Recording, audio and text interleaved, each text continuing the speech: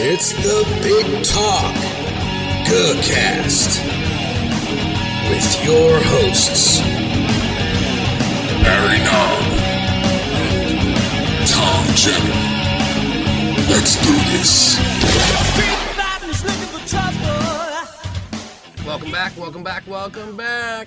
Well, episode 3, here we are. Have you ever heard of the band Fishbone? If not, you are in for a treat. Yeah. I think this is clearly one of the most underrated, underappreciated, and unsung rock groups of all time. These guys blazed a trail, coming out of the gate with a pretty unique and fresh sound, not really sounding much like anyone before them, certainly drawing influences here and there. They're taking bits of ska, rock, funk, punk rock, reggae, metal, soul, and they're just putting it all into this stew. Influenced countless other bands. Some of their contemporaries who they came up with, they were all in awe of Fishbone. I know it. And then all of those bands went to great heights, and Fishbone, as we'll go to explain, just didn't quite get there. Doesn't seem to make a whole lot of sense. We'd be remiss if we didn't mention that it could just be a situation of a band that was so unique, got signed to a major label, and the label just didn't quite know what to do with them, quite how to market them. At the time, the record industry was very segregated, so for a black group to be playing this genre-bending music and them try and put them in these boxes and market them to a black audience or maybe a white audience who will like this, even the band themselves maybe not quite knowing who their audience was. They're super ridiculously famous to me and to you.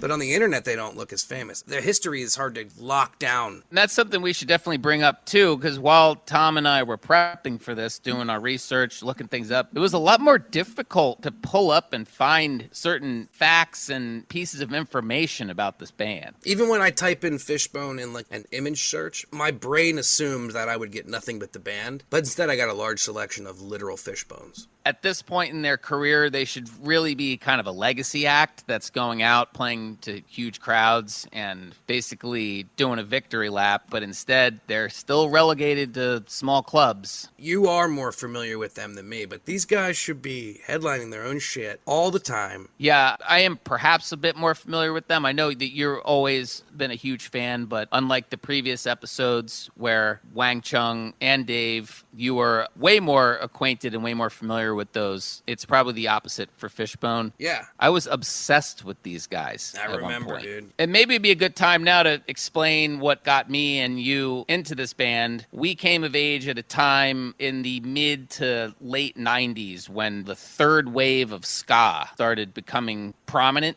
Bands like Less Than Jake, Real Big Fish, Goldfinger, and especially the Mighty Mighty Bosstones. At that time, that was breaking in the underground. Dude, you remember the Mighty Mighty Bosstones. Definitely. Remember you going, maybe even cutting class to get Let's Face It and coming back to school and being like, dude, I got it. I fucking dipped and went and picked it up. I'm sure we'll have a Bosstones episode, but Let's Face It isn't necessarily my favorite Bosstones album. No, but that's the whole thing. We were into Bosstones even before they broke. So Yes. That was one of those early bands that we were really kind of digging what they were doing, and then they had their mainstream moment. You know, Let's Face It's a pretty fucking awesome album. It is. It's just that I preferred when they were a little bit more rockin'. Guitar-wise. Very slick. Yeah. Very slick. This whole Bosstones discussion, the reason we're going so hard on it is that the Bosstones were very much the gateway into Fishbone, because I was listening to a lot of these third wave of ska bands, and there was a common thread in all of them. They all would name drop Fishbone. They're like always, you know what I mean? They're always talking about Fishbone, this and that. I think Angelo's even on a Goldfinger record. It was around probably 97. They dropped the Fossil Fuel and the Funky Fishbone 101 Greatest Hits record. Mm-hmm. I bought that as the introduction. It pretty much changed my life. I remember specifically you busting that thing out and showing me. I liked it pretty quickly as well. Thought they were also very odd. So there was also elements of me that was a bit confused by how many different styles they were putting together. I don't pretend that I've been a musical expert. I didn't even really know what ska was until I was introduced to Bosstones. Well, yeah, we were pretty young at the time, so the first time I heard the Bosstones, I was like, whoa, rock music with horns in Yeah. it? What's this? Yes. Whereas like the Boss Tones and Less Than Jake and Real Big Fish and some of these bands that we had mentioned, they all did their thing. You know what I mean? They had a sound and a style. What blew me away when I heard Fishbone was it was everything. It was all styles. So why don't we get into it? Yeah, let's get into it here. Tell me about Fishbone. Fishbone was formed in Los Angeles, California in 1979. As the story goes, they all met at the same high school.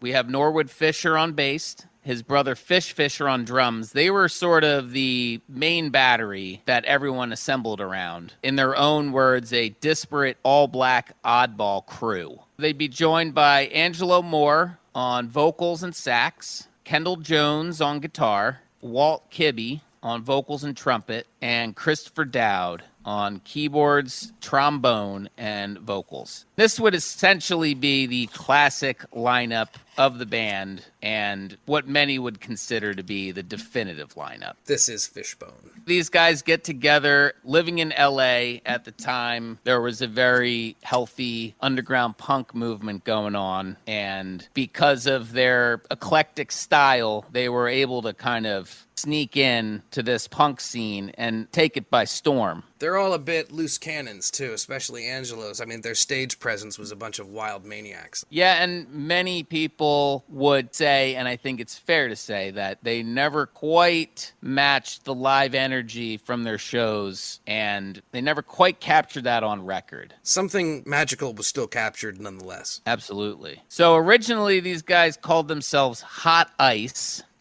then Counterattack, Jeez. and then they were going by Megatron for a while. And I think what happened was they played a gig, and because they were called Megatron, they were booked with a bunch of metal acts. They went in there and were playing this ska punk hybrid, and people were like, what the fuck is this?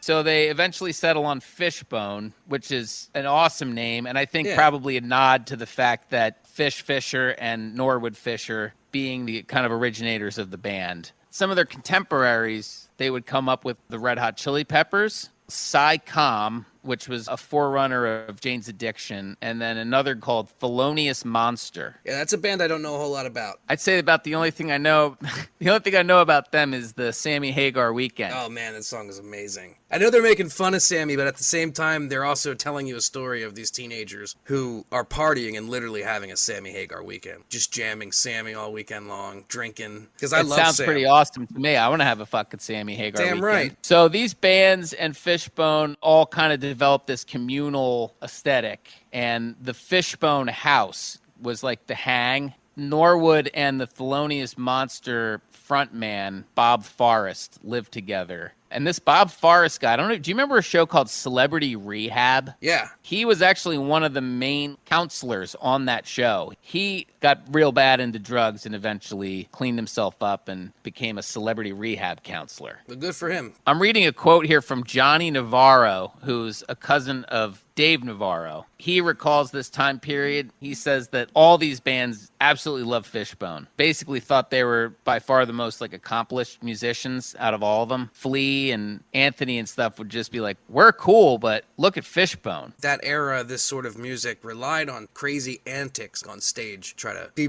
more bombastic to get more attention. It's almost like the Chili Peppers and Fishbone were trying to like outdo each other with some of the zany antics. Exactly. As we mentioned, these guys are blazing a trail in the underground punk scene, and before long, they're rising to the top. All the kids love them, selling out shows. It's starting to catch the attention of major labels who essentially want to sign the bands that the kids are into. Yeah, and the guy who spotted them, Brian O'Neill, was from the Bus Boys, so he would know a thing or two about funk. And if you remember the Bus Boys, you know what their main claim to fame is and what I primarily know them from? Ghostbusters. Cleaning up the town. Thank you, dude. Cleaning up the town. Cleaning up the town. Oh, yeah. Did you watch the Frozen Empire one yet? I have not seen it yet, no. I planned on seeing it in theater, but it just didn't happen. And after Afterlife, I don't have super high hopes for it. Dude, you know how I'm feeling about these Ghostbuster sequels. Especially Afterlife. It was a little insulting to the Ghostbuster I think fandom. it's an abomination. But yes, the Bus Boys. They used to open up for Eddie Murphy. When Eddie used to do stand-up tours, the Bus Boys would open up for him. Brian O'Neill would make mention of Fishbone to producer David Kahn, who would then convince Columbia Records to sign them. So these guys are, 19, 20 years old, and handed a record deal from Columbia Records. David Kahn, there's a really great Fishbone documentary called Everyday Sunshine, and he recounts doing a bunch of demos with Fishbone and bringing them to Columbia Records, essentially going to the rock side and being like, here's this band Fishbone. And they're listening to it, and they're like, why don't you bring this over to the R&B side? He brings it over to the R&B side, and they listen to it, and they're like, this sounds like rock. Yeah. Regardless of all that and all the confusion, they were eventually signed to Columbia and put out their 1985 single, Party at Ground Zero.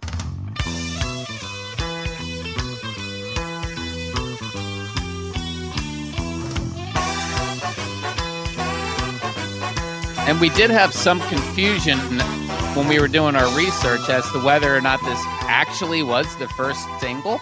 Yeah, doesn't there seem to be some conflicting information that says that Modern Industry was the first song? Yes, but upon further review, it does seem that this single came out shortly before the EP dropped, and it's a stone cold classic. Absolutely, man. I heard this song a million times as a kid before I ever knew who Fishbone was. As a matter of fact, being a big fan of the comedian Gallagher, he had a special that was highlighting his greatest moments, basically a best of compilation, and Fishbone was the soundtrack to it. And this song in particular was played a bunch of times during that special. So it's like I always knew the song. I'd even heard of the band name Fishbone, but it would be quite some time before I actually dove into them, which is thank you to you, Barry. Party at Ground Zero, every move is starring you, and the world Here comes the ska. Pink papers too.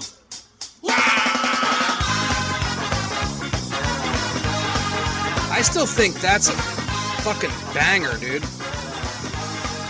Dude, I feel like this part right here ushers in the third wave of ska. Yeah, dude. I mean, this is 1984 that this is coming out. This precedes a lot of that stuff by like 10 years. Yeah. 85. I guess they were recording it in 84. Definitely ahead of their time. And listen to this weird part. Because if you read up on these guys, you also know that Kendall, the guitar player, was like super into Rush. Is that so right? He would bring these weird kind of prog rock elements into their stuff. I've heard it. You know what I mean? Like, I can hear the prog elements, but I didn't know that he was specifically like a fan of Rush, which I think is really awesome, because so are we. Dude, Fishbone got me into Rush. Fishbone got you into Rush, specifically? I heard that Fishbone name-dropped Rush, and that they liked Rush. I was like, I know I've heard of Rush, but since Fishbone likes them, I should probably check them out. And I bought Counterparts. Yet another reason to love these guys, because they opened so many fucking doors for me. For me as well, because like when me and you met, I was already into the Chili Peppers, so I already had a thing for this sort of sound, so it was pretty quick that I was like, yep, this is right in my wheelhouse. This is the 1985 self-titled EP, Fishbone. That was the leading track, and they released a second single off this called Modern Industry, or it's actually (parentheses) Modern Industry. Turn it on, man. Actually, one of my favorite Fishbone songs. A strange choice for a single, though, no? No, you took the words right out of my mouth. I find it to be a very strange choice for a single, because it doesn't really have conventional verse, chorus, verse breakdown. It's just a long, like, song of them announcing. Like call signs from Yeah. a radio station. Thank you. It's just like a long vamp. You 92. Hey, oh, hey.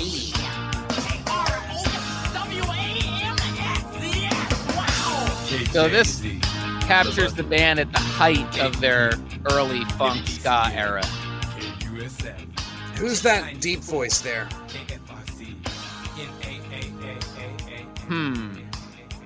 If I had to guess, I'd say it's probably Walt. These are the voices of the modern industry. They speak the words that bring you together. These are the sound gears grinding. These are the This is a weird song, man. These are the sounds behind the machine.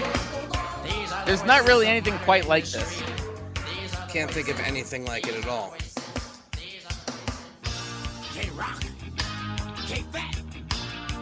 So this EP is produced by David Kahn, who would go on to produce the next few releases from them. This album, or this EP, did come out to pretty good acclaim. They had some momentum going into their first full-length album, In Your Face. It has one of my all-time favorite songs, A Selection.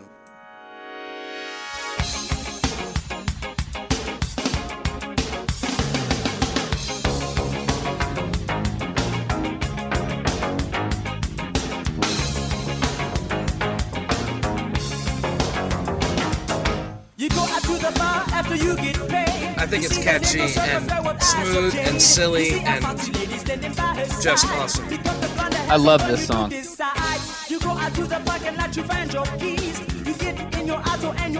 So In Your Face comes out in November of 1986. Again, produced by David Kahn. So the previous EP did a lot better than they expected at Columbia. So it did raise expectations for In Your Face. They did get some radio support, and they would go on to release their first single from this record, When Problems Arise.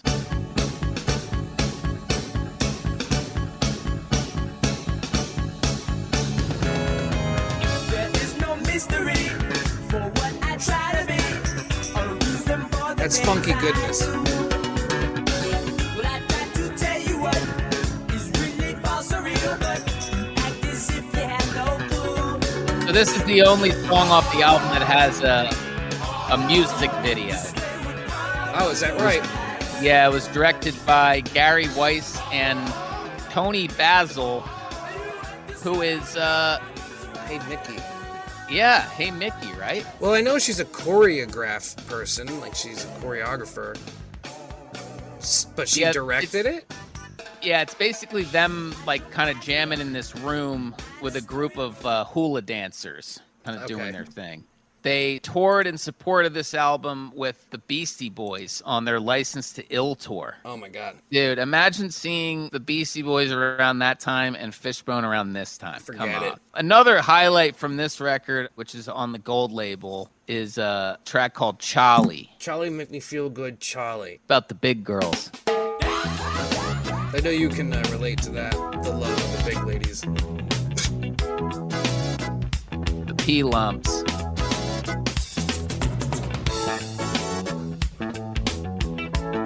And you say this was a single? It was not. The only single off this record was When Problems Arise. I feel like this would have been a decent single. I agree.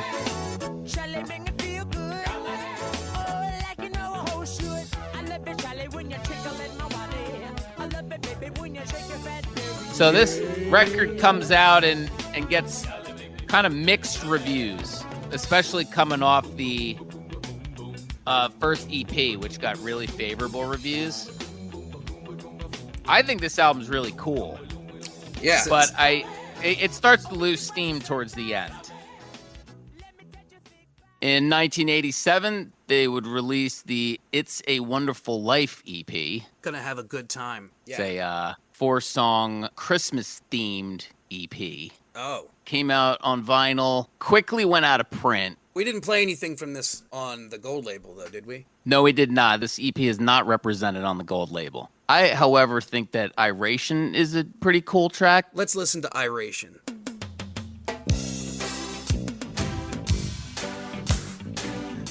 So do they like sing about Christmas in this EP?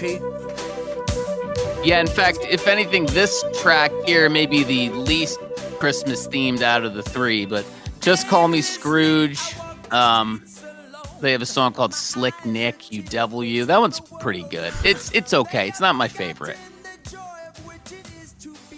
This is a kind of cool song, though. I like this one. So long since they've heard your word. So long since they I guess they took some influence from the It's a Wonderful Life movie. Like, the cover of this EP, is that a picture from the film? Do you know? I believe it is. That top cutout there is from the actual It's a Wonderful Life film. 4 of the songs on the record would all be preserved on Fishbone 101, Fossil Fuel, and the funky greatest hits that would come out. Oh, that's cool. Well, I like that, man. That's pretty cool. That's a mellow little jam. I can vibe with that one. Around this time, they are tapped to appear in a movie called Back to the Beach. Aye. Dude, have you seen this clip from this movie at all? Yeah. Essentially, this movie stars Ricky. What is it? What's his name? I can never remember this guy's fucking name. damn it. Frankie Avalon. That's it. And Annette Funicello. They did these beach party movies in the 60s. This movie, Back to the Beach, comes out in 87, and it's supposed to be this throwback to these cheesy 60s beach party movies. Right, and yep. they parade Fishbone out there on the beach, and they're dancing around with Annette Funicello singing a song called Jamaican Ska. And I don't care for it.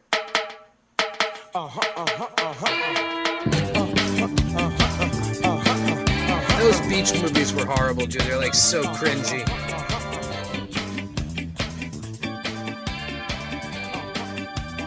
And Back to the Beach is a send up, or is it taking it? It's not taking itself seriously, is it? No, it's all pretty tongue-in-cheek, but still, like, it's very goofy.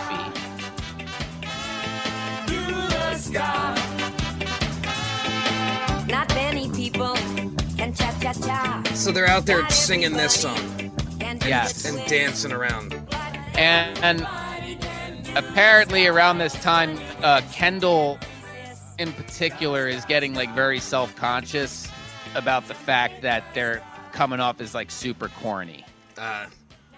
And so he wants to do something to shake things up. He starts introducing some harder edged, more rocking stuff to their sound. Around this time is when they would enter their, for lack of a better term, funk metal era. Which might be my favorite era of them. Clearly, we have our first EP, and then we have In Your Face. They're more of the ska funk, R&B type style. And then we get to Truth and Soul, which comes out in 1988. We get a little more harder edged.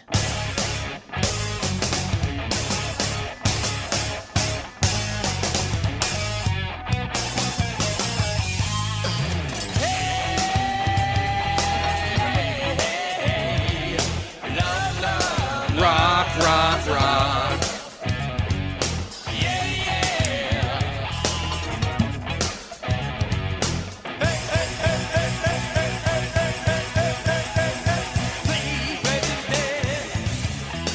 Dude, this song absolutely rocks.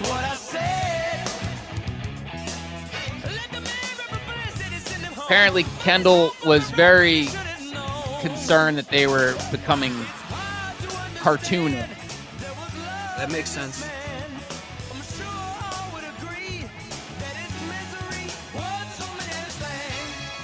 Dude, I was just gonna say that's why they start introducing more heavier elements. Well, not only that, but also like more socially conscious subject matter. Right. You know, like more serious lyrics as Yeah. opposed to kind of goofy. I don't know if that's a very good adjective, but certainly kind of silly. Yeah. They get a little more serious on Truth and Soul, which a lot of people would consider to be one of the highlights of their career, including myself. Freddie's Dead, which we just heard, was the first single. Then they would release Ma and Pa as their second single.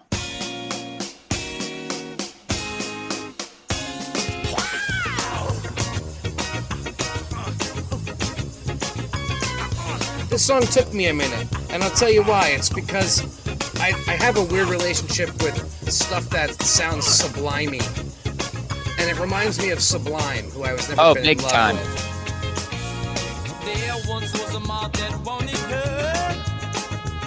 I think Angelo is actually in a Sublime video. That would The really song- surprise me. They cover them. Yeah, the song Wrong Way. Pretty sure he's in that video. And yes, Fishbone would go on to cover a Sublime song. This is better than Sublime. Oh, yeah. Hands down. So Truth and Soul, once again produced by David Kahn. Comes out in September 1988. I should mention that Freddy's Dead, the first single, is actually a cover of a Curtis Mayfield track. Yes. That was in Superfly. Great track, though.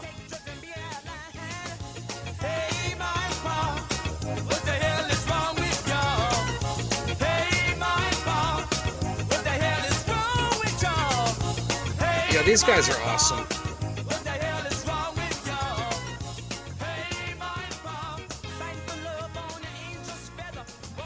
I'm thinking back to where you said the record label was like, oh, go talk to the R&B division, and then they were like, no, go bring it back to rock.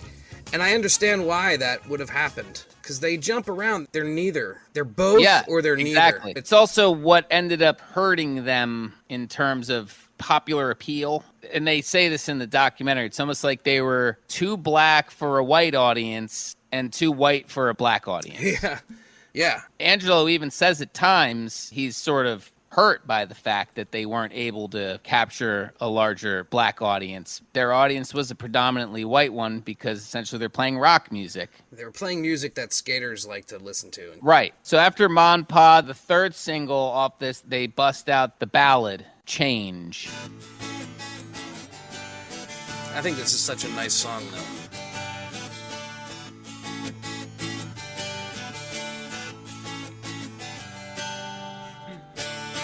I believe this is sung by Chris Dowd. There's a light on the hill that's far out in the distance. So that's not Angelo. And they call No, in fact, it calls out for a change. that was another thing that I think confused people about this band is that there wasn't, like, clearly Angelo is the front man, right? Yeah. But there wasn't this clear lead singer, because, like, sometimes Chris would sing, and then sometimes Angelo would sing, and then sometimes Dirty Walt would come in, and he'd be singing stuff. And they, like, really kind of prided themselves on being this democracy, and no one was the leader. No one was the front man. So it was hard for anyone to really take charge, and it was also hard for you to kind of really grab onto anything because they were constantly bouncing around. Yeah. Strength to cry out for a change. Yet it seems clear to me, it pounds inside my soul. Why don't we all see? Really nice chorus on this one, though. Ooh, change. Ooh, change. It's a very nice song by them. They slowly got more guitar oriented, not even in just rock, but just more guitar oriented in general. I mean, you could tell that at this point they're just becoming more confident and they're really starting to just do their own thing. We'd be remiss if we didn't mention probably the epitome of a Fishbone song. It's got like the greatest slap bass line of all time. What do you want? Why don't you leave me alone? I think this is the first song that totally grabbed me, as a matter of fact, when you were showing me them. Dude, when I first heard this bass playing on this song, it fucking blew my mind out.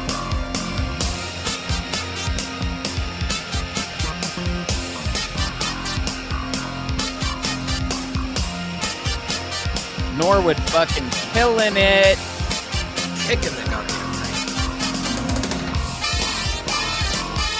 Yeah, here it goes. Just listen to this.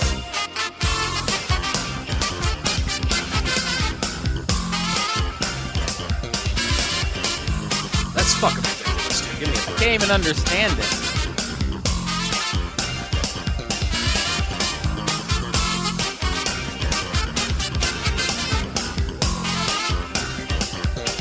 that's nasty.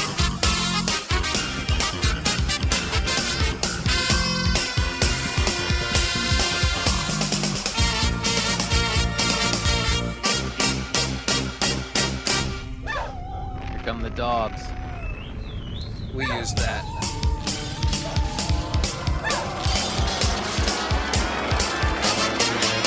Got this feeling. It's awesome. Got this feeling. Oh my god. Got this feeling. So apparently, following the release of the EP and In Your Face, Got this feeling. that had like completed their original record contract, Right. and they were able to renegotiate a new deal. So Columbia had a lot of faith in them at this time. Well, these guys were awesome and killing it. And different. And this is the first album of theirs that would actually do anything chart-wise. It would hit 153 on the U.S. Billboard 200. Got me boning. Got me boning. Moaning in the Groanyard. Dude, I feel like this song is like a part of my DNA. It was during a period of time where music was very influential to us in general, and just soaking it all up. So to hear that bass line. Dude, I remember showing you this shit and being like, you think Flea is good? Check this shit Yeah, out. dude. I was floored by it. To this day, I still can't understand the bass line. It's so cool. They would release one last single off of Truth and Soul, which is also on the gold label, called One Day. Let's hear a bit of that one. Oh yeah, this one's awesome, man.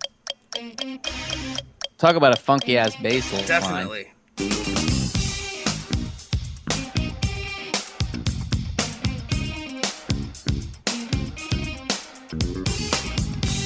Oh man, that's nasty. Dude, I feel like as much as it's obvious that Norwood is a ridiculous bass player, not enough credit is given to Fish on how much he holds down the drums. It almost sounds like a drum machine how tight he is. Yeah. Definitely a bit unsung in this.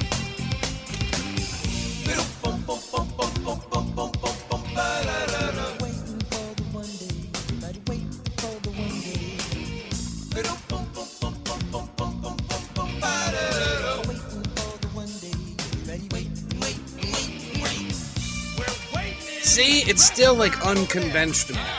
Yep. It like can't help it but to be unconventional. Yeah, like this is not a traditional song with verses and choruses. Nope.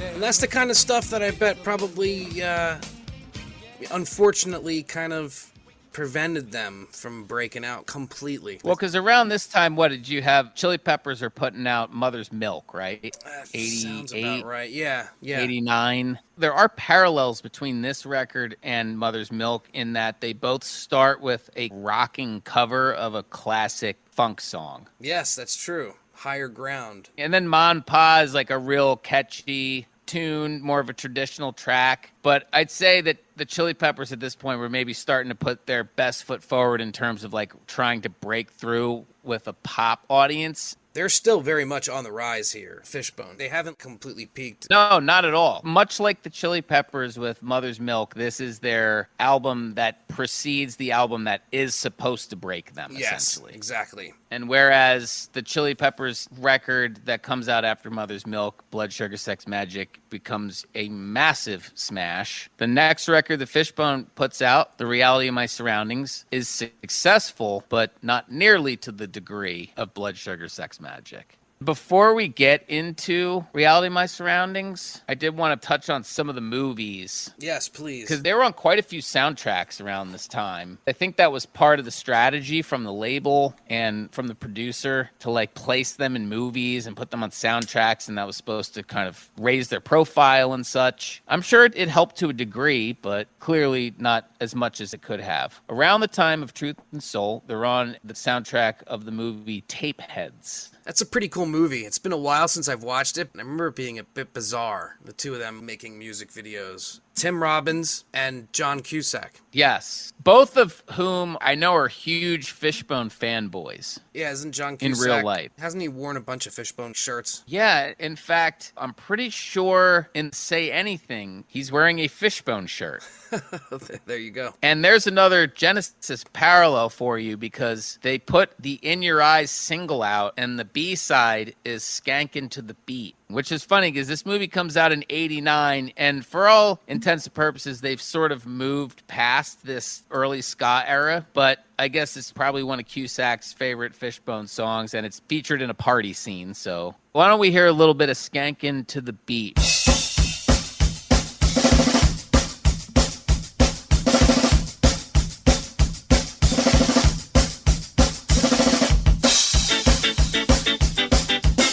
This song's cool, dude. I always like this one.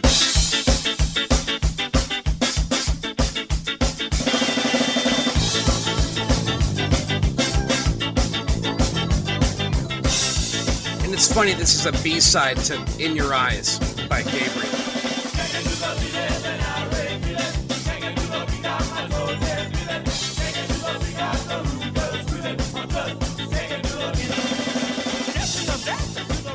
Yeah, I mean, this is one of the earliest things they ever wrote.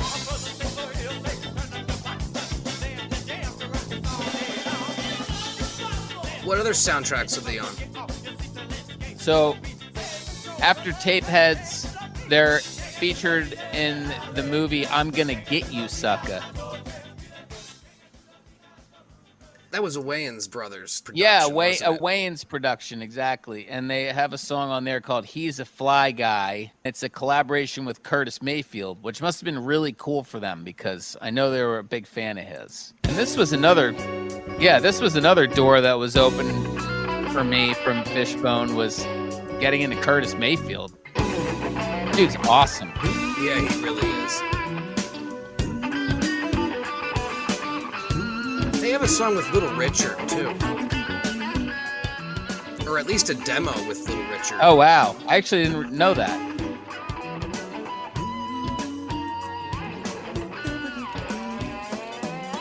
Down from the bar, there's a platform stage. People pimping sharp as razor blades. In from the street, while the little people stare. This is smooth. It's all about the style and Funky the smooth. clothes you wear. He's a fly guy. No one can Yo, the Wayans, they used to kill shit at one point in time. ain't nothing but The Wayans. Dude, this brothers. movie's funny, man. It's been so long. The Wayans were awesome around this time. In Living Color. Don't be a menace to South Central while drinking your juice in the hood. I think they appear in Tapeheads, and they're actually in I'm Gonna Get You, Sucka. They're like the band that follows the pimp. He's walking down the street, and you have Fishbone behind him playing his theme song. So by 1988, they were starting to break. Yeah, I mean, they were probably feeling pretty good about things at this point. Yeah, I would imagine. They're in production, writing and making reality my surroundings. And in the meantime, the label's getting antsy, so they wanted to put something out. And they released Set the Booty Upright, Bonin' in the Boneyard EP. Comes out in 1990. We feature Hide Behind My Glasses on the gold label. Let's take a listen.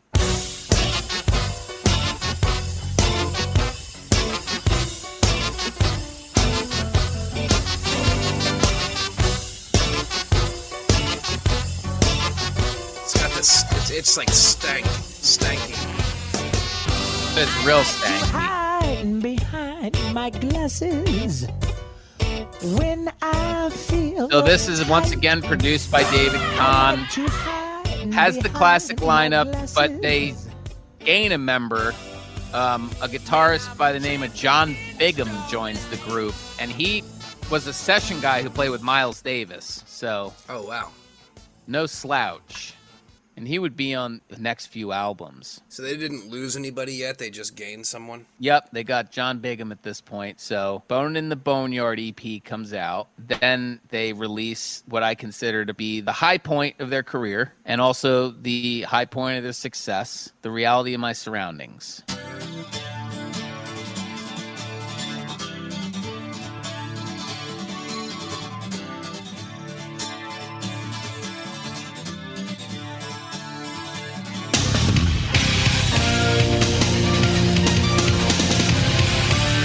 And they're really starting to bring the metal at this point. I see the pestilence outside my window. It's heavy as hell. I see the dawn we've spotted, leaves the high. I see the shards of sand. It's a long way from Party at Ground Zero. I like that it slowly started happening. It was definitely a progression. Wonder why they did go that direction, though.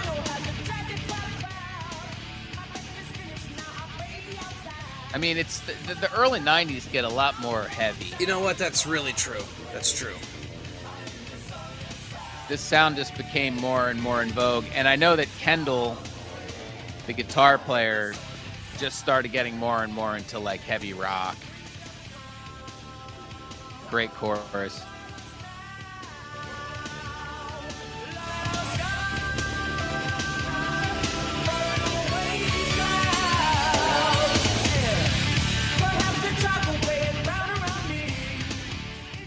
Once again, produced by David Kahn. However, this would be the last record that he would work on with the group. Sunless Saturday is the third single released off this record and one of the two songs that they would play on SNL. Have you ever seen that SNL spot? I don't think so. It's fucking awesome, dude. They kill it. He's doing backflips on there, and at this point, it just seemed like they were going to explode. Yes. They must have thought they were going to. Yeah, I think they and a bunch of people thought they were going to. The album does fairly well. It peaks at number 49 on the Billboard 200. Not a bad showing at all, but perhaps underperformed in terms of the label's expectations. Maybe part of it had to do with the fact that the first single they released from this album was Fight the Youth, which is a cool track, but again, a lot of their lead-off singles to albums are kind of puzzling to me.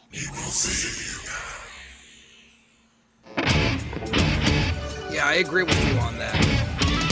They weren't always like good representations of what the album itself was. Although this album is heavy, so this does make sense. And that riff is sweet. I can't believe how heavy they do get. Jesus.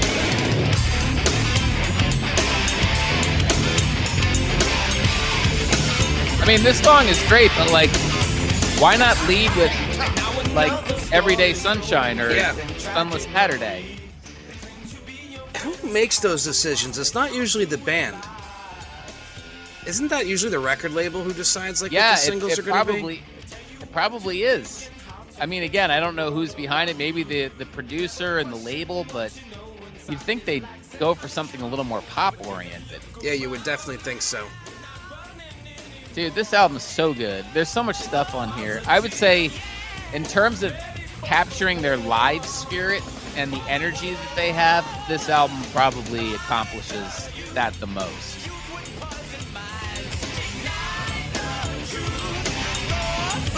And you know what?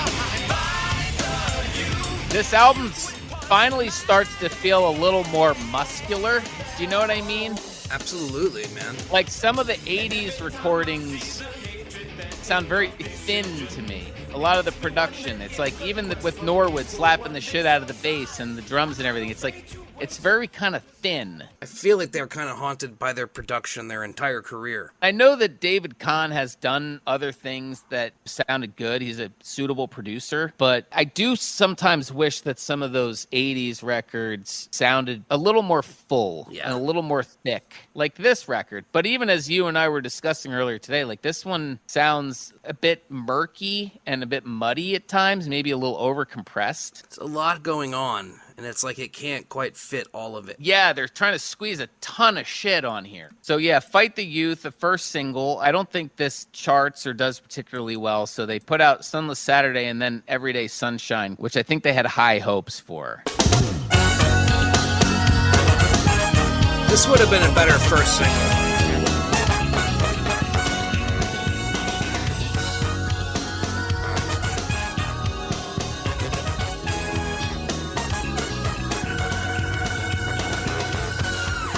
Every day the sun would shine. Take me to another place. I think they were channeling Sly and the Family Stone a bit on this one.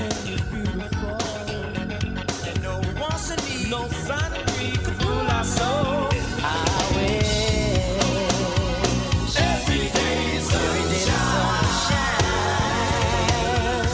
probably would have released this as the first single.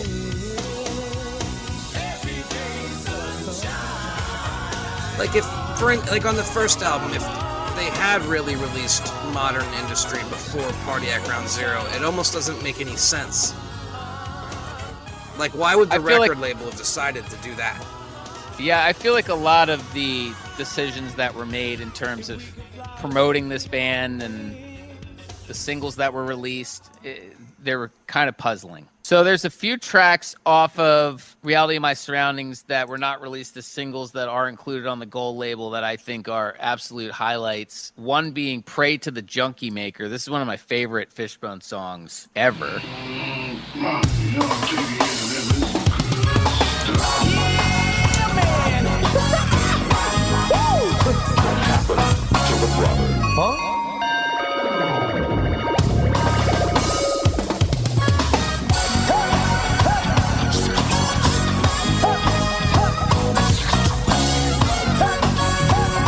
I'm jamming, dude.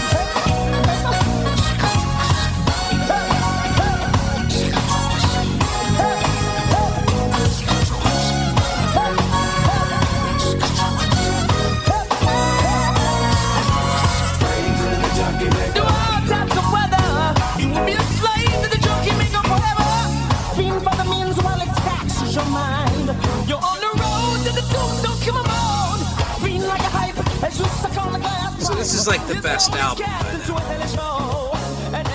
I would say this is the high point of their career. Yeah. They're firing on all cylinders. It's the classic lineup. You got Angelo, you got Dirty Walt, Ken Jones, Chris Dowd, and then you have Norwood and Fish holding it down. And then you got John Bigham coming in here, adding his thing. So it's like, it was just really clicking at this time. Yeah. There's one more track I want to play off this that I think is super fun, called Housework. Always have loved this one.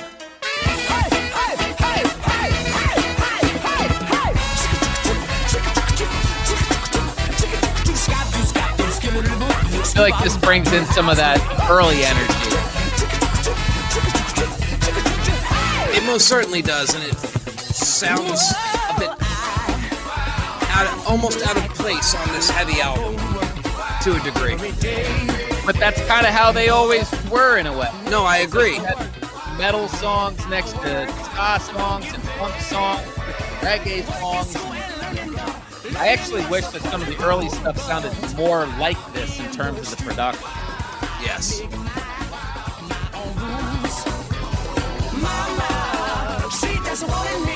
It's a tight snare.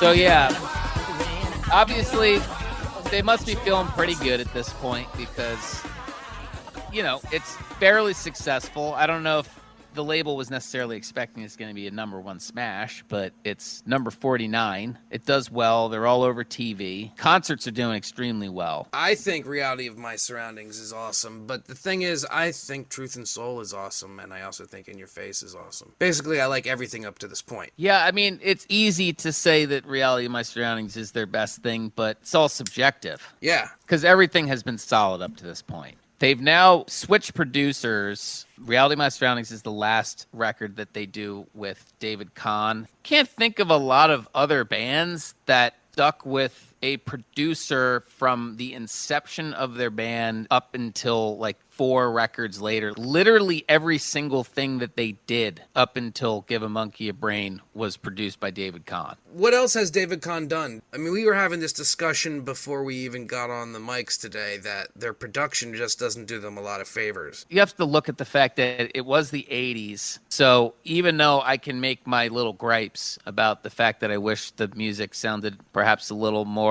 full, it's almost like they took an R&B approach to the production style when it maybe should have been more of like a rock. But even when you listen to heavy rock music from around this time, it's all kind of thin. Yes. So I don't know if you can blame him for that. That was just the style. David Kahn has also produced records for Paul McCartney, Sublime, The Strokes, Sugar Ray, The Bangles, Stevie Nicks, New Order. Not exactly a lightweight. No, he's done a hell of a lot more than I realized. And who produces Give a Monkey a Brain? We have Terry Date coming into the fold here. And do you know what else Terry Date is known for producing? No. Let's just say it's a band that you and I are very fond of, and they are a wee bit controversial and a wee bit, what's the word I'm looking for? Divisive. Limp Limp Bizkit. Bizkit. Terry Date did what for Limp Bizkit? If I'm not mistaken, he did Significant Other and Hot Dog Flavored Water. I got him pulled up now, and he's done a ton. A ton of shit. Really good stuff, too. Yeah. And you can tell why the metal on Give a Monkey a Brain is sounding fucking good. Yes. Because this dude knows how to produce metal. And clearly, I think the band, and if I had to suspect, Kendall Jones in particular really wanted to go in a metal direction. I do wonder if part of the contributing factor to that was that Living Colour was having a lot of success, and they produced a really heavy album around this time as well called Stain. I suppose it's possible that some influence could have been taken from Living Colour, but it just feels like it kept growing naturally. The guitar kept becoming more and more into the front, and then it got more and more distorted. But it is actually still surprising how heavy they did get. I mean, dude, you see the first single that's released off this record, Swim. Listen to this song. This is Fishbone.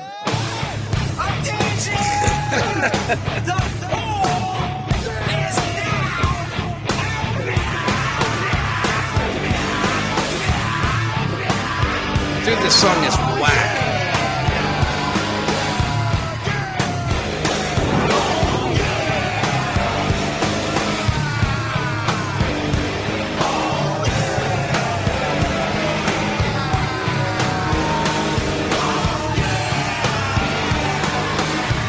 That's heavy.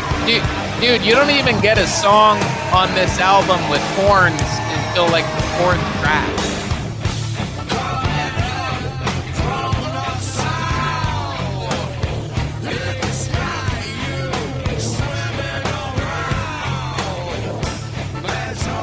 Dude, that's balls to the ground heavy.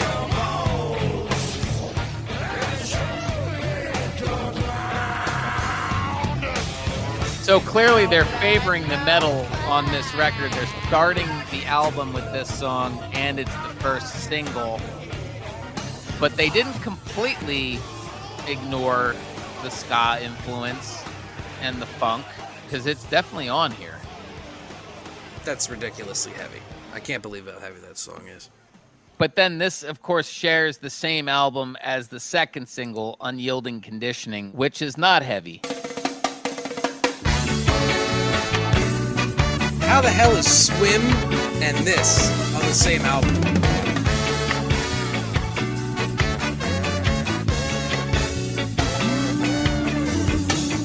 Unyielding, conditioning, do not come all that's happening. I think this is one of their strongest tracks. Yeah, this is such a cool song. Nobody feels for me.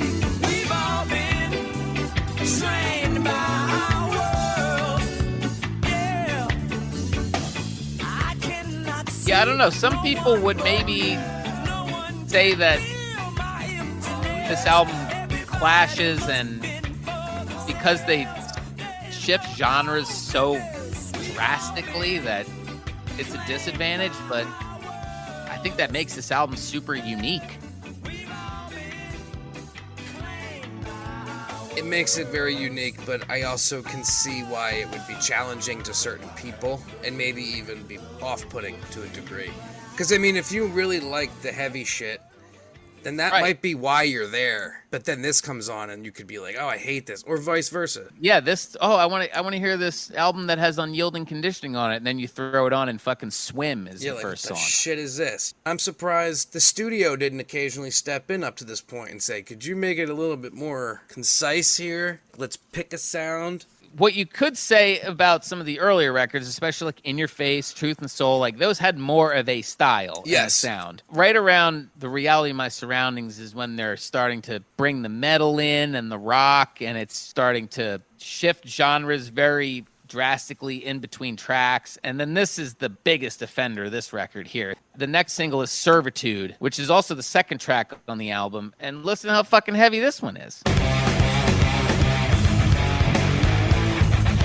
Man, that's like almost a Faith No More riff, dude.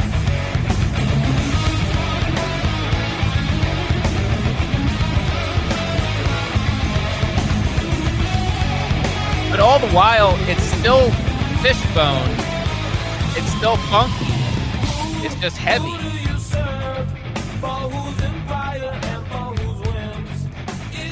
I wonder how influenced they were by Living Colour, or if the two bands just happened to be making similar music. This album is the most similar sounding to Living Colour. And I think Living Colour has some cool songs too. I definitely prefer Fishbone, but Living Colour have songs, no doubt. Got Chris Dowd on vocals here too.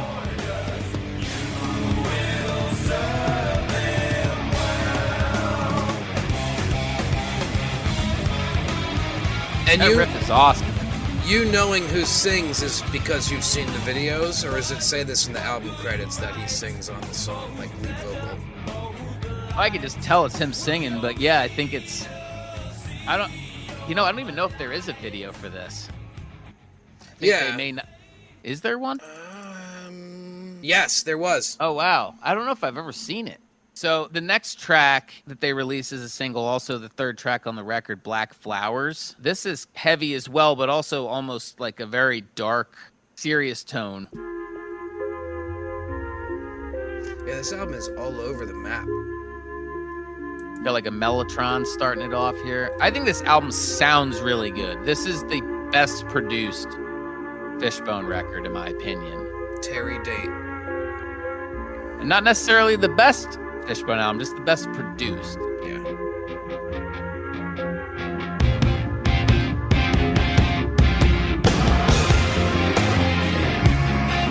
Yeah, man, this is a good one.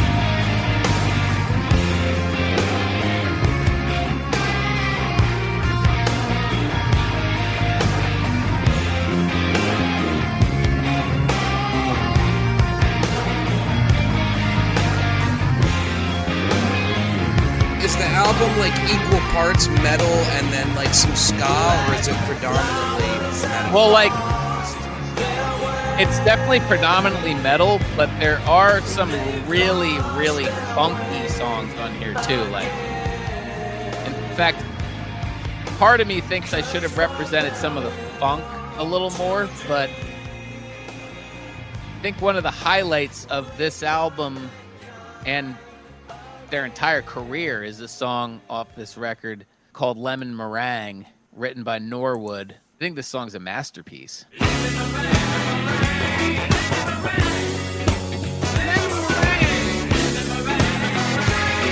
I love this song.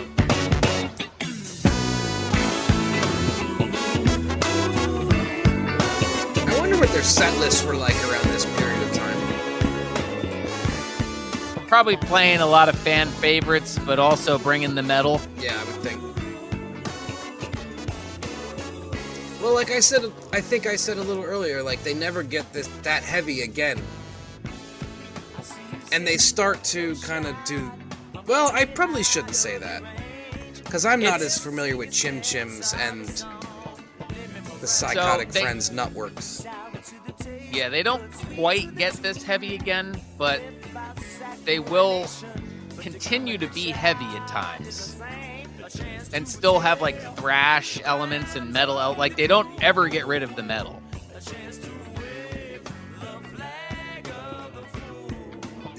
Yeah, love this one. So,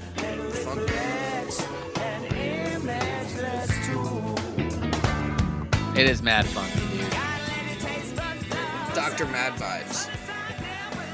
He's not quite Dr. Mad Vibe yet, but I feel like around this time he's starting to take on the Dr. Mad Vibe persona. This, unfortunately, is the album that breaks the band. It hits 99 on the Billboard 200, so a respectable chart position, but I'm sure the label wasn't psyched about it. Not after the last one, which hit 44? Yeah, like 49. Put the two albums next to each other. Which one do you think is the stronger album? Give a Monkey a Brain or Reality of My Surroundings? I think they both have the songs. Reality of My Surroundings is cohesively a better record, but I like a lot of songs on Give a Monkey, and I think it has some of their best songs on it. And it's the best produced. It's funny, I showed my brother Tim this record. He had never heard it, and he's kind of more of a metal guy, but he also likes some funk here and there and stuff, and he was like, damn, this album is awesome. He loved it. As much as I love it and you love it, they don't do themselves a lot of favors as far as being able to be labeled a certain way. No, in fact, I think that this is where the whole thing of where they're going to be a democracy kind of backfires for them. So what's good for us isn't always good for the masses. Around this time is where the band falls apart. It's under very strange circumstances. Are you even totally aware of how shit went down and like how Kendall left the band? No, it gets very confusing, but I do know that somebody leaves and gets brought into a cult. I'm basing this exclusively on having watched the documentary fairly recently. Yeah.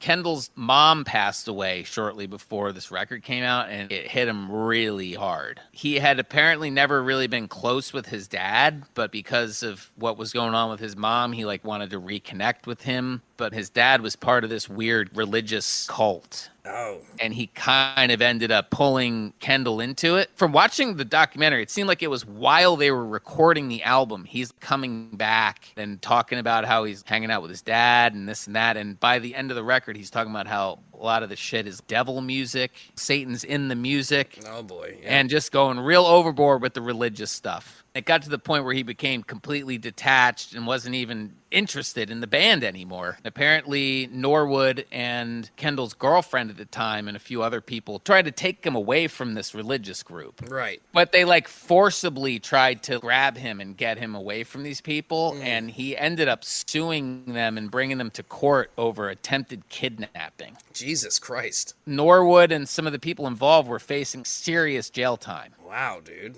How does that all finish up? Do you know? He sues them, and they're all just like, okay, it's like that. All right. Fuck yourself. Sorry to say. Exactly. So after he leaves, it really becomes fragmented, and I think Chris Dowd leaves shortly after, who was another one of the primary songwriters. In a lot of ways, if there was any mainstream sensibilities of this band, I think it was these two guys, and they both leave around this time. You have Angelo and the rest of the guys left to pick up the pieces. It had to be hard, especially when you have somebody who's been there since the beginning. I mean, look, obviously around this time, things were already on a bit of a downward trajectory, but that whole shit didn't help matters at all. Not at all. So these guys regroup and put together some songs, some of which are older tracks. I think the whole approach to this next thing was that they were going to be a gritty underground type group. They team up with this guy, Dallas Austin is the producer. He had a label that he had just started called Rowdy Records, which was a subsidiary of Arista Records. And also apparently Motown is involved too. Even though they're dropped from Columbia, they still get involved with a pretty decent situation. They really remain a live act, first of all. During all the issues they have with the record label, they still manage to stay afloat by touring pretty constantly. Touring constantly, and also right before Chim Chims comes out, they have a song featured in The Mask. With Jim Carrey? Yeah. Oh, shit. Which song is that? It's where he first basically puts on the mask. Big band. They're all kind of dancing around. The song's called Let the Good Times Roll. It's fucking Fishbone. Oh, shit, man. Throw that on. See if it jogs your memory.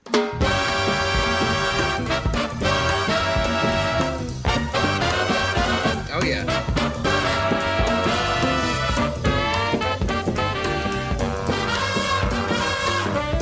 I didn't know this was Fishbone.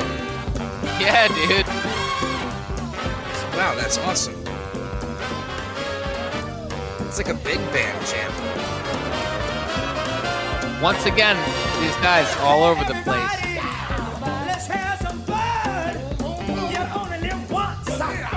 They're not the band performing in the movie, are they? I don't think so. I can't say for sure if any of the guys like are in the, because I think it's like a whole big band situation happening. Yeah. But yeah, I think it's the part where he puts on the mask, comes to the party, and just starts doing his Jim Carrey thing. Trying to get with Cameron Diaz. Yep. I used to really like that movie, man, back in the day.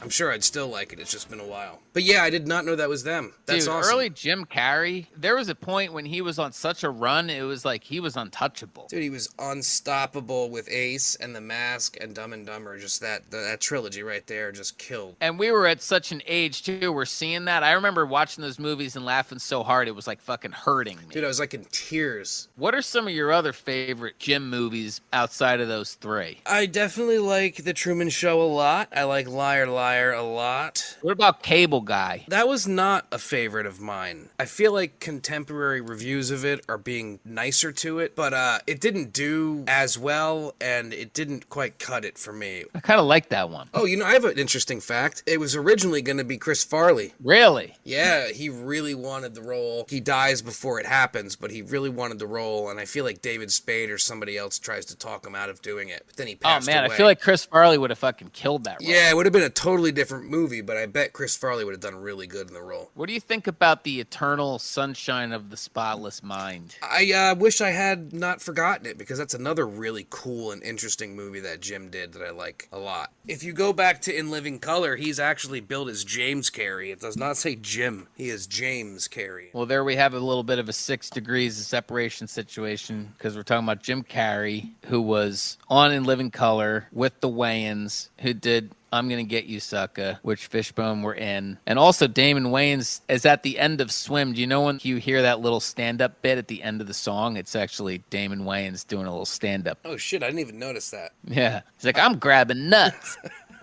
I always liked Damon Wayans. Fishbone move on to do Chim Chim's Badass Revenge, and this comes out in May of 1996. I have a lot to say about this record. Tell me about it. When we were talking about the third wave of ska in the beginning of the episode, it was starting to crop up in the mainstream. The genre that Fishbone creates, essentially, is becoming mainstream. And they put out an album that is, let's just say, as far away from the mainstream as you could possibly imagine. Now, it's been about 3 years since the previous album. And Yes. much like we also said in the Wang Chung episode, like, time, certain periods of time is a really big shift in the musical world. So, like, I feel like this 3-year gap they took between Give a Monkey a Brain and Chim Chims was longer than they would have wanted to. Because music now in 96 has shifted again. So they were just doing the metal, and now we're all into grunge. And now we're even getting into like post-grunge. Yes, exactly. So it moved really quickly there. And this is the first single that they released from Chim Chim.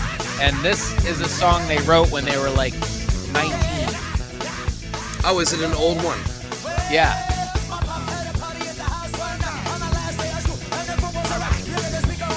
And obviously they're bringing some of the ska back, and the production, I will say, on this song is okay.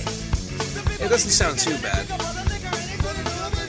But once we start getting into some of the rock stuff on this record, you'll see where it starts to fall short.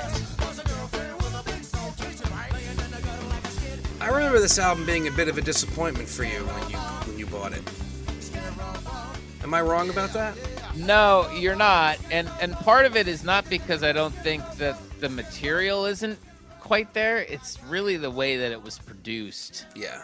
And the way that it sounds. I mean, you had bands like Goldfinger putting out these like really slick albums, and it made everything sound so exciting. And then they put out this murky rock album, which is sort of challenging. Again, I don't fault them for doing what they felt was right for them at the time, but I just feel like it was a missed opportunity in terms of literally the genre and style that you created is taking over and you're not leaning in on it. Yeah, That doesn't make any sense. They should be leading the way in the forefront, but yet they're lost in the shuffle. I read that this was a concept album. Yeah, it's a loose concept. The album Chim Chim's Badass Revenge is a takeoff on a old blaxploitation film from the 70s called Sweetback's Badass Revenge. So it's a bit of a takeoff on that. I feel like I'm being a little hard on this record already. That's not to say there isn't good shit on here. Yeah. Let's hear some of the other highlights. I happen to like Love Hate a lot.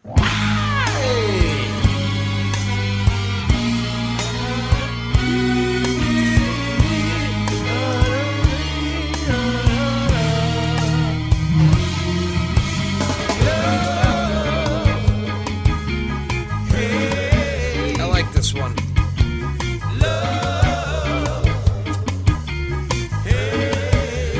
This one's really good. And it's dark.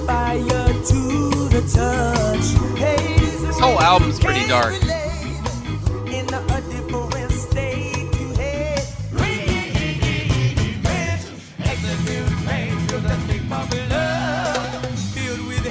This is bizarre too. Right? Yeah.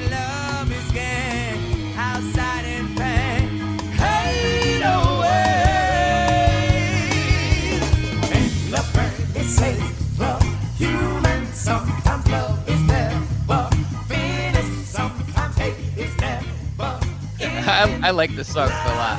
I like how their default is odd. Yes, Yeah, just by default, it's like, oh, we're odd. we're not going to do what you're expecting us to do or what you want us to do. We're going to do what we want to do. Well, they were going for something here, I believe, like with a loose concept.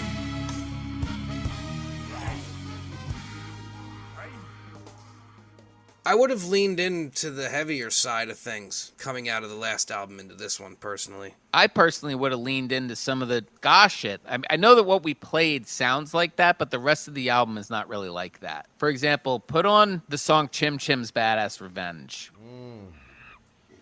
And welcome to the Dr. Mad Vibe is starting to show up here. Yes, he is. As we move along down the Zoom lane, we have the rhino over here. Big fucking horn. He'll stab your ass right in the gullet. And as we move more down the way, we have this nut nest monster in this swampy area over here. I dig it. And I will say on this record, we still have, Fish holding it down on drums and Norwood, and they're both still doing their thing. So at its core, it is Fishbone. Here we go.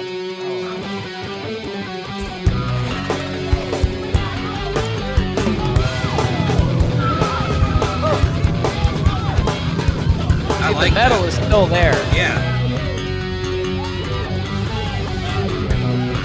But it's weird as hell, dude.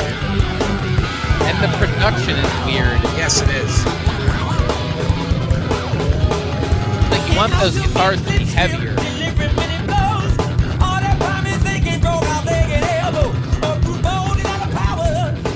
I like it though. No, it's cool. It's just, this album has always sounded a bit demo-y to me. Yeah, I would agree with The you there. production. Production leaves something to be desired for sure. Yes.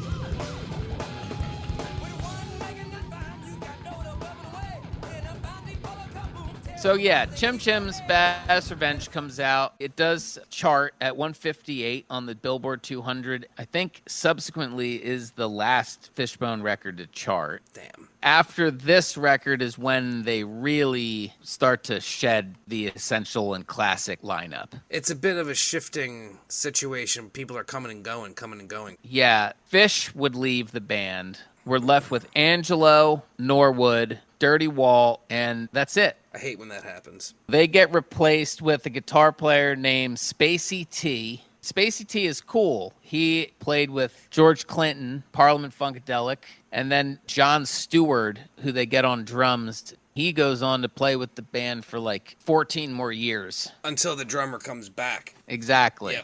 I think Chim Chims is interesting. It's not bad. It's just weird. It is. Yeah. It is. It's not bad at all. The next record that comes out, Fishbone and the Family Hood Nexperience, The Psychotic Friends Nutworks, which is the full title. The name. Dr. Mad Vibe is... I'm saying Dr. Mad Vibe, and we're not elaborating on what it is. Dr. Mad Vibe is Angelo's alter ego. He does kind of a slam poetry style stream of consciousness mixed with very deliberate and prepared statements, very off the cuff and strange. Basically, now that you have a lot of these key members leaving, it's becoming the Angelo and Norwood show. When you don't have these other guys to tamp down some of these habits, Dr. Mad Vibe's going to show up. Dr. Mad Vibe just wants to have a good time. The band regroups, and they actually get signed to Hollywood Records, which is a subsidiary of Disney. Yes, that's And right. they put out a album in 2000, and I think that this is the last truly great Fishbone album.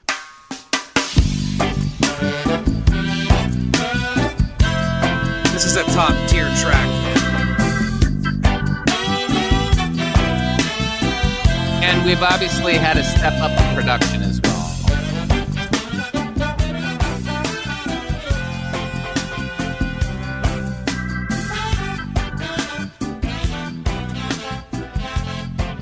Much cleaner sound. I saw the stars in your eyes and I knew it was puppy school love. See, like, imagine that this record came out in 97. And I know that you can't just say that, oh, this song that, maybe this song was written after that, so it wouldn't have, but Right. this whole vibe of this record and this clean production and, I don't know, a foot towards the mainstream. Yes. I feel like it would have done wonders for them, but they put out a very challenging record in Chim Chims.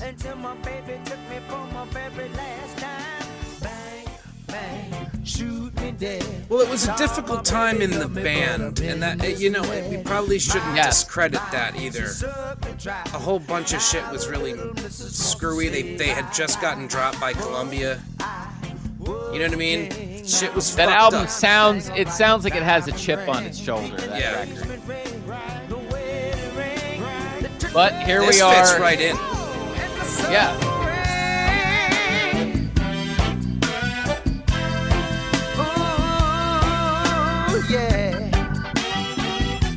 If I'm not mistaken, I believe I read some good reviews about this record. Like, it got decent. It really did. It's very well received. I Yeah. mean, this is truly a good record. I don't know. What I'm going to say about this is that I think they missed their moment. Just came This a little album late. was released too late. Yeah. Like, the ska thing had already, like, that ship had sailed by this point. And when that ship sailed, it sailed completely out to sea, dude. Ska Yeah, was dead.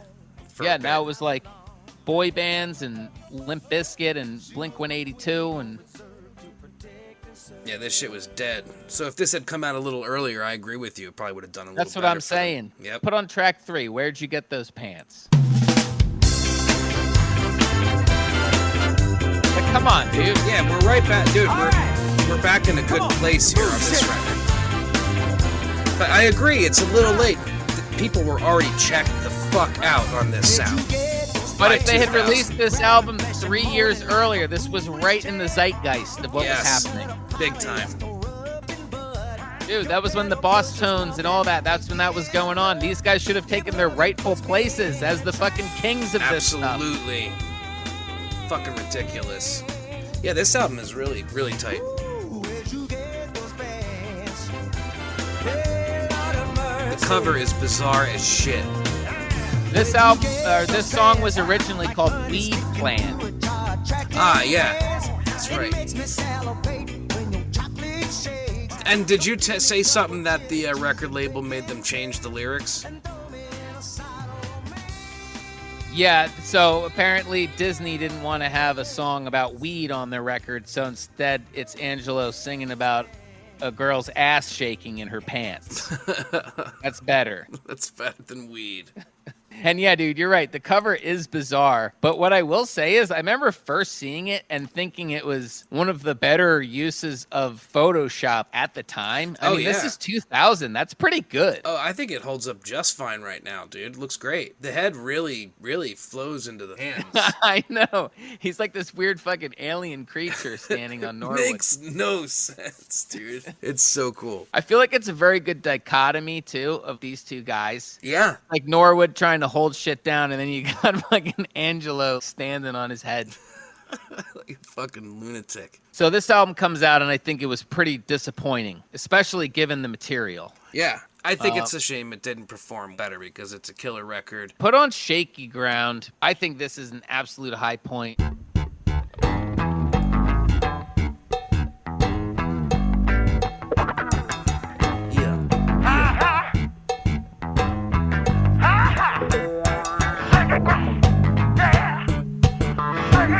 I think this is one of Angelo's strongest vocal performances on this song. Lady, look in a four-leaf clover. Good, I'm killing it. Won't ease this hurt I feel all over. You hearing that bass line? My life was one big Who produced special this? occasion. This was produced by Steve Lindsay, who I guess was kind of a Hollywood Records Disney guy. Although, I don't want to just sell him short like that, so let's look him up.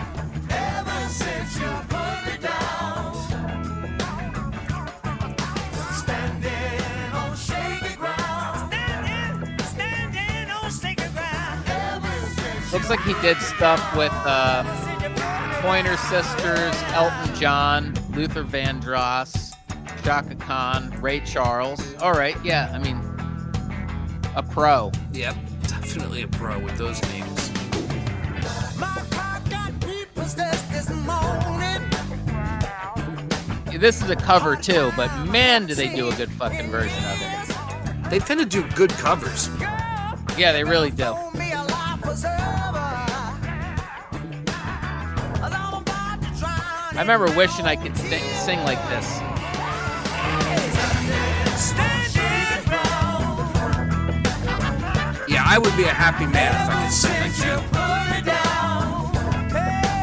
I mean, Angelo, I don't even think we've really talked about how underrated just Angelo is as a frontman and a singer. Yeah, we really haven't even touched on it at all.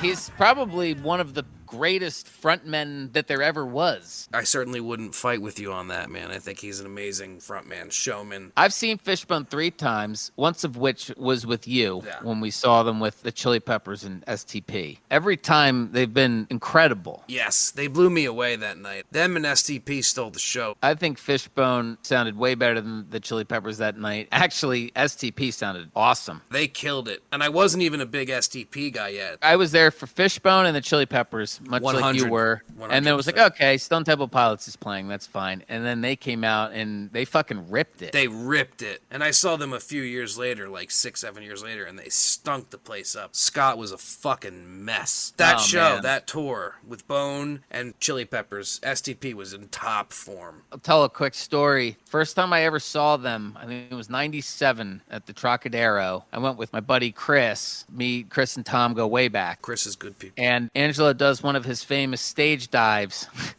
And he dives into the crowd and his boot hits Chris right in his fucking head. What? He kicked Chris in the fucking head? Kicked him in the fucking head.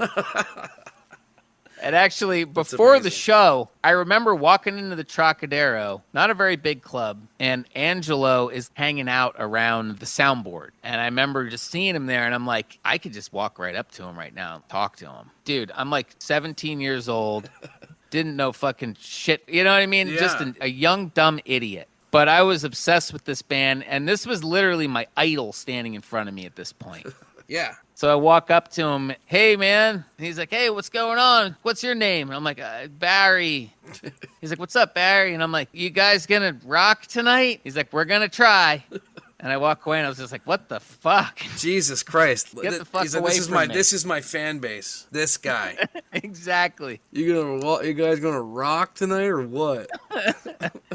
Dude, he couldn't have been nicer. Yeah, that's really cool that he even said, hey, what's your name? He could have and all just that. ignored me and been like, get the fuck out of here. But instead, he was humoring me, you know? We're gonna try. Later, bruh. Yeah, exactly. Being put in those situations can be very awkward. Like when I met Gallagher. I didn't even know how to approach him, so I just walked up to him and went, hey, nice to meet you. And he goes, what's your name? I go, Tom. And he goes, hi, Tom, I'm Gallagher. Now it's nice to meet you. Didn't know how to handle myself. Exactly. Are you gonna smash some watermelons tonight? Yeah, man, probably. Still awesome, though, that you got to meet him. And you know what, dude? These guys fucking ripped it. I bet. And they were such a big, influential band for you. Like you said, this was like your idol standing there. Right, but that's part of it. It's like I'm just listening to the records, and then I go and see them, and that's when I realized, oh, the records are really just like a small part of it. These guys own it on stage. They can still deliver. So we got the Psychotic Friends Nutworks that comes out here. You know, unfortunately doesn't do much. They get dropped by Hollywood Records, and now they're back to square one again. They had some leftover tracks, and they put out an EP in 2002 called The Friendliest Psychosis of All. I've never had a copy of this. How that felt? No, it's actually pretty hard to find. As far as like physically, it's hard to get your hands on You're a now. superstar. You have full guards and whores following you around. But Man, this is what you're not pretty used to cool. the shithead producer putting all your ideas down. Said, look, you cracker ass. No class. Oh, Masturbating, damn. Nigga hating. No fucking. Pussy sucking. I know they're like hanging out with Buckethead and shit during this.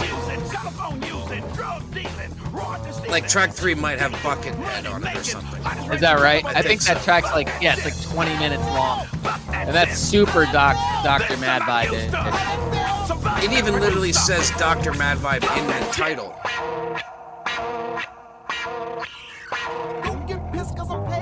This is kind of cool though. Yeah, it is. I don't hate this.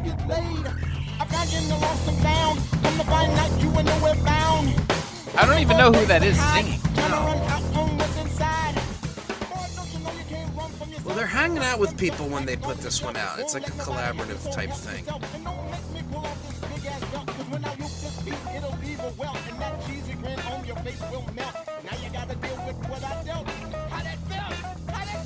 Yeah, it looks like Buckethead is. They're hanging out with Buckethead, Spacey T, John McKnight, Norwood, John Stewart.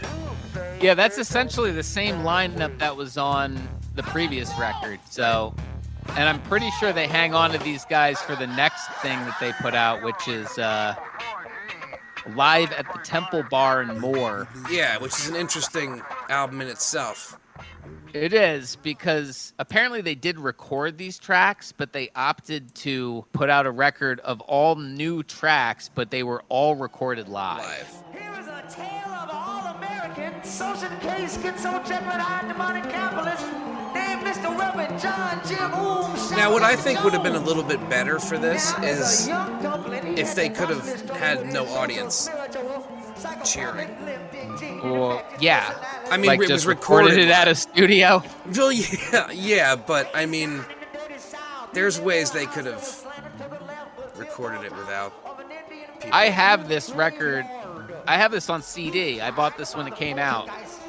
Well, there ain't nothing going on in this song. No. He's just talking to the crowd essentially right now. He's mad vibing.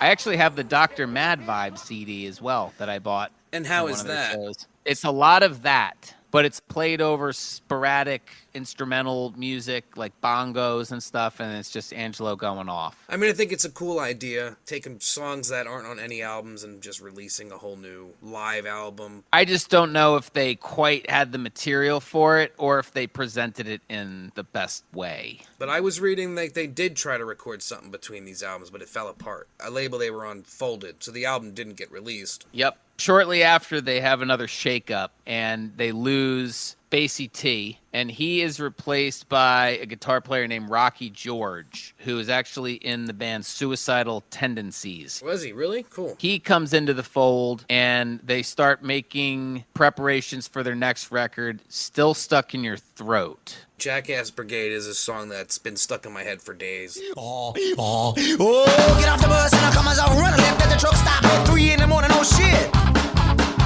And you thought you had time to take a dump. Thought you kids up at the pool, stepping out to do the bus don't split. Now you're asking random people for a ride. They won't look you in the eye. They smile to the head to the side. So on the side of the road with a real to survive. With a nitty gritty goody and they got 'em when they so give me a ride. Ass woman's all around and the Japanese killing me for it. J-A-B, Jackass Brigade. Harkening back to the early days. Yep. Bit of a throwback as well, again.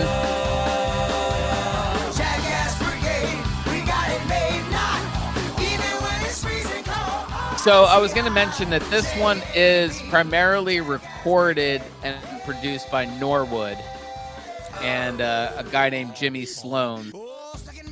They would actually even bring back in David Kahn. He would help with some of the mixing. Oh. So he's back in the fold. And in the documentary, they kind of had high hopes for this being sort of a return to form for them and a return to prominence. They put a video out for the Date Rape cover, the Sublime song, which I didn't include on the gold label. As you mentioned before, Sublime is a cool band. I like some of their stuff, but they're not one of my favorites. I know you're not crazy about them. No, I'm not. I never really have been. I remember you and John both liked them a little bit. Maybe more so John. A band that I left out, which is pretty unbelievable that I haven't mentioned them until now. They're huge fans of Fishbone. If anything, they're probably the most prominent band that's come out that is a fan of Fishbone, and they're huge supporters and always talk about how they love them. It's No Doubt. Is that right? They're big into Fishbone. Huge, yeah. They love Fishbone. Gwen Stefani, Tony Kanal, the bass player, always talking about Fishbone. Well, I think No Doubt has changed a lot over the years as well, and people can kind of forget that they were a ska band themselves in the beginning. Yep. Which I did like their early stuff. I like No Doubt as a band. Yeah, I never had any issues with them. I like more No Doubt than you might imagine. But we were going to play a snippet of Date Rape. Yes.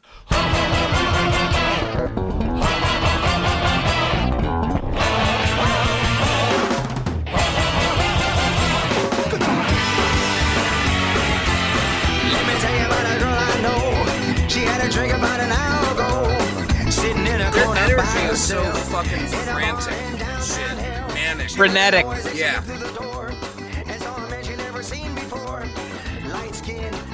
I think they do good covers in general. Yeah, I would agree. But I could leave this song, and that's no fault of Fishbone. I just don't like the song a lot. And that spawns out of me not liking Sublime. Like, I don't know what it was with me and Sublime, dude, but I just... Like, I'll take heat from it. I, didn't like them at all. You know, I wouldn't say they stink. They had some good shit. I preferred, Santeria, but I don't know, man. Yeah, Santeria's cool. They have a handful of things that I like, but I'm sort of with you there, man. I'm not huge on Sublime. Well, this song, Skank and Go Nuts, was on that last album, that Temple Bar and Grill and More. So that got crossed over here. Let's hear what it sounds like in the they did a studio. proper version of it. Everybody just break your neck and lose your brain. Everybody just move your feet and go insane.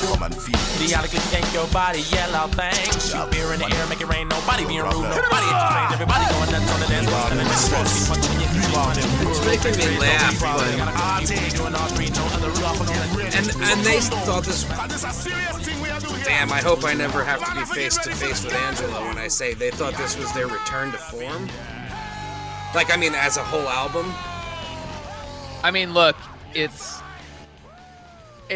far from their classic material, but I think that they were really on a mission to just keep pushing forward and trying to continue doing different things. We move on now to Crazy Glue, 2011. This is sort of a longish EP, shortish album. There's 7 songs on it. I do happen to like Flutter Butter.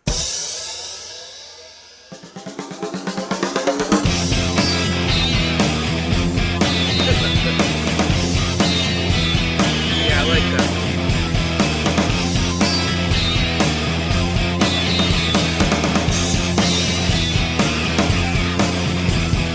Feel my altitude. I like this one. Yeah, me too. Salvation, distraction.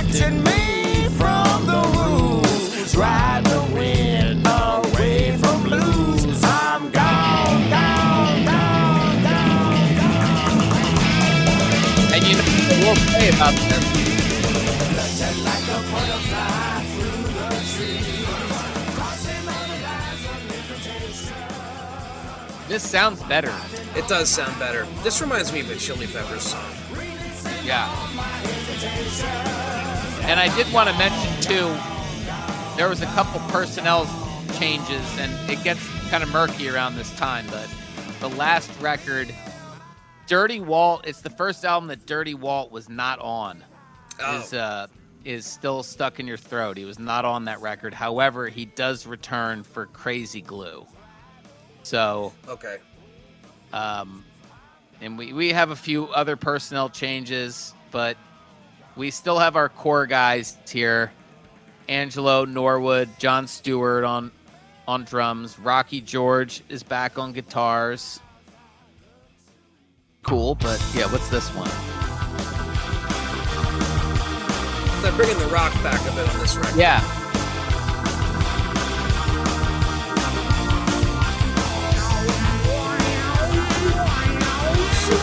It's always Mad Vibe.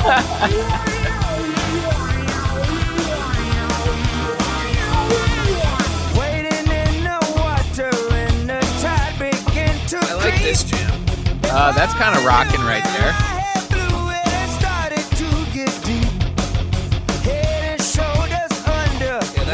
Dude, one thing I will say is it's possible we haven't properly explored some of these later Fishbone albums prior to recording this Goatcast. No, it's very possible, dude. Because I'm not going to sit here and lie to you and say that I know these later records inside and out. I do not. Right, me neither.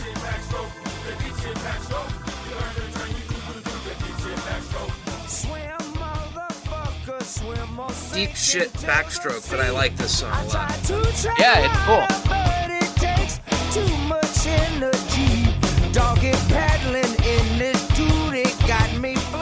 Yeah, I can absolutely vibe with this one.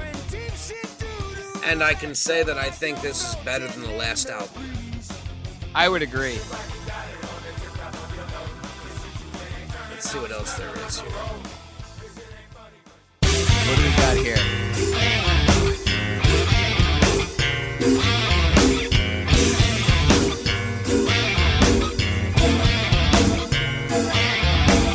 Treat me like a stepchild, 'cause I act a little while, try putting me I'm starting to wonder if behind. Crazy Glue's a sleeper. This is pretty cool right here. You know what, dude? I'm feeling like there's probably a good amount of Rocky George influence on this stuff, because this is sounding suicidal tendencies. It has a bit of that vibe. You're right, it does. He probably is influencing the sound a little bit. So Crazy Glue's pretty cool. I mean, we only jammed out to three songs, but I think that was pretty cool shit from that one. Yeah, man. I think I need to revisit that one. Yeah, me as well. All right, so we move on to the next release, Intrinsically Intertwined. See the rain come pouring down. Nobody's making a sound. Screaming I really didn't like this inside your album very much. head. So you've got to put it down. Right out there on Front Street. From your head down to your feet. Life's an open boulevard. So on this one, we have a similar lineup as Crazy Glue. Right off your shoe. This is one of the better songs from this album. I'd say this is the standout track. This is Unstuck. Yeah. This is by far the best song on this E EP. Turn the phone off and tune right in. Turn the phone down. I don't care for the production on this album much at all. But Unstuck Dude, is okay. And this is one of the things that I want to bring up that we were talking about earlier in terms of looking up and doing research for Fishbone. I can't even find who produced this album online. The later era is really hard to get good information on. Although I did look this album up on Amazon, and apparently you can buy the CD for like $500. Oh my God, really? I guess it's extremely rare. Wow. I think Intrinsically Intertwined is probably the weakest official Fishbone release. Yeah. in my opinion. No, Crazy Glue was cool. Intrinsically intertwined ain't so great, and Still Stuck in Your Throat really ain't so great. So at this point, we have a bit of a long layoff until there's much activity or official things happening with the group. But around 2018, some very interesting things start to happen. Original members start returning to the fold in terms of jamming together and playing shows. No material being written or anything, but they're still playing together. And it culminates in 2020 where the entire original lineup, including Kendall, which seemed unheard of. Yeah. They do a performance of Alice in Chains' Them Bones.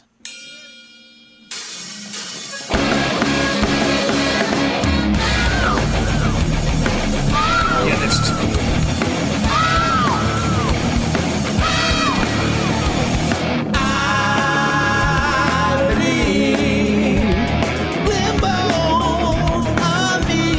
They sound good, man.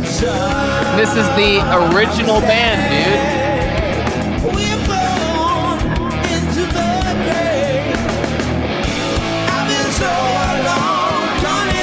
Dude, they're killing it.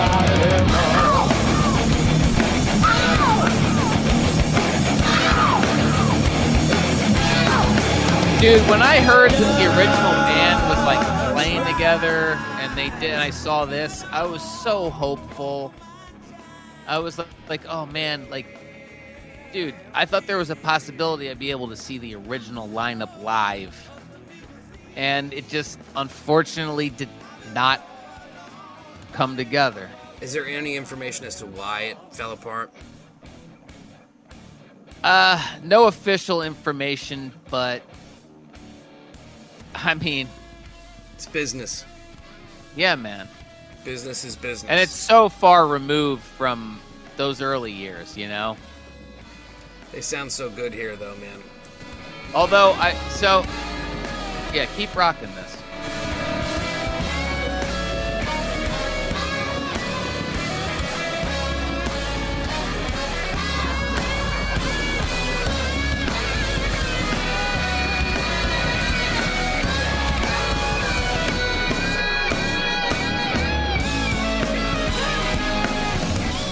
They're straight bringing this, man. This is live, too.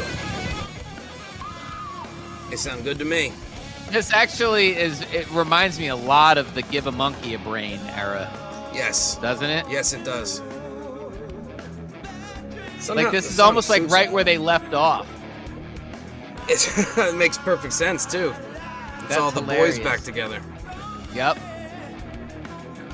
But yeah, unfortunately, this was short-lived. Yep, as all good things are. Well, it was short-lived in that Kendall didn't stick around, and I think that was kind of inevitable. However, the rest of the band, including John Bigham, who was on Reality My Surroundings, Give a Monkey a Brain, Chim Chims, he comes back, and he's around for a little while, and they do shows with him. But ultimately, they don't quite keep it all together. Fish ends up leaving again. Jon Stewart returns. And in 2023, Fishbone puts out an EP called Fishbone. It has the same cover as the 1985 EP, but their faces are covered in duct tape. I mean, it would make sense if the members who are no longer in the band's face were duct tape, but not Angelo. That's kind of cruel, even if they had done that. Yeah, that would have been weird. Yeah, but it would have made more sense. Yeah, the whole concept in general isn't great. At least they didn't redo the first EP, and it's just the first EP again. No, not at all. I will say, which is a bit of a trend we noticed on the Goodcast here, is that this is the most recent thing from Fishbone. It came out last year. Yep. And it's one of the strongest things they've done easily in years. Yeah. All we have is now is such a good song. We're going to check it out right now.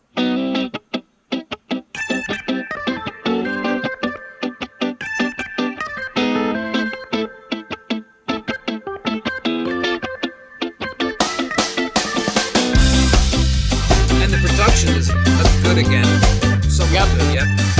It's produced by Fat Mike of NoFX. Oh, wow. And it's actually on his label.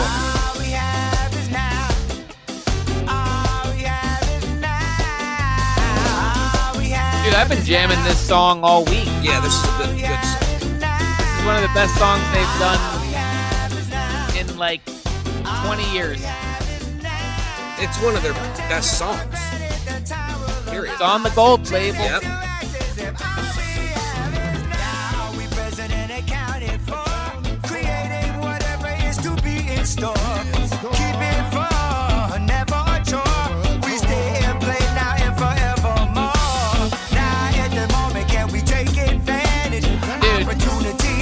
These guys have carried the flame. Been carrying that flame for a long time. And this has been mentioned more than once throughout the evening, but the fact that their contemporaries love them. Like, this is produced by the NoFX Mike from NoFX. Yep. Obviously another band who... Was heavily influenced by them. Exactly.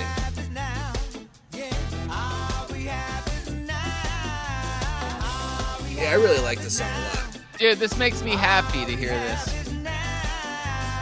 But it's a little bittersweet, isn't it? Yes, it is.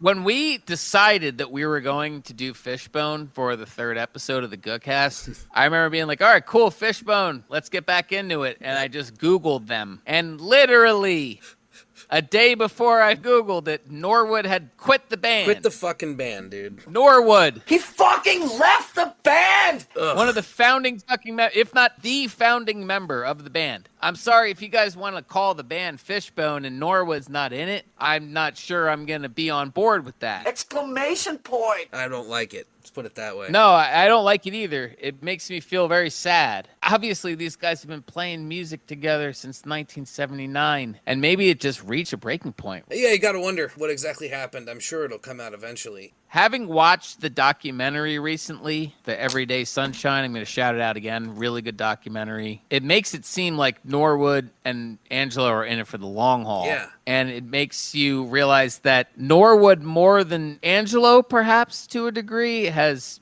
really shouldered a lot of the burden of the back end and the behind the scenes aspect of it. But it seemed very much to me like a partnership. Yeah. Well, it was. Those guys were the two remaining rocks. Yeah, exactly. Since the very beginning. But at least we're ending the Gookcast on a high note musically, Yes. because the most recent thing that they put out is really good. I'm hoping that maybe this news that we're disclosing about Fishbone right now is temporary and cooler heads prevail. I don't know. Hopefully. Yeah. The Gookcast has a way of bringing people together, so I think we could do it. Look, we heard from Jack in Wang Chung, and he appreciated that we love his music. I would hope that Angelo and Norwood would do the same. Yeah. The world needs Fishbone. Tom, I appreciate you taking this Fishbone journey with me. I know when we got into Roth and Wang Chung, I was a bit of an observer on that. And obviously I liked them, but I wasn't as big of a fanboy as you were. Right. So you were able to go through my kind of Fishbone fandom along with me. Fishbone is awesome. And you know what band sounds like Fishbone? No band. No band but Bonin. You know what? On that note, I think it's only fair we let Fishbone play us out. I'm with it.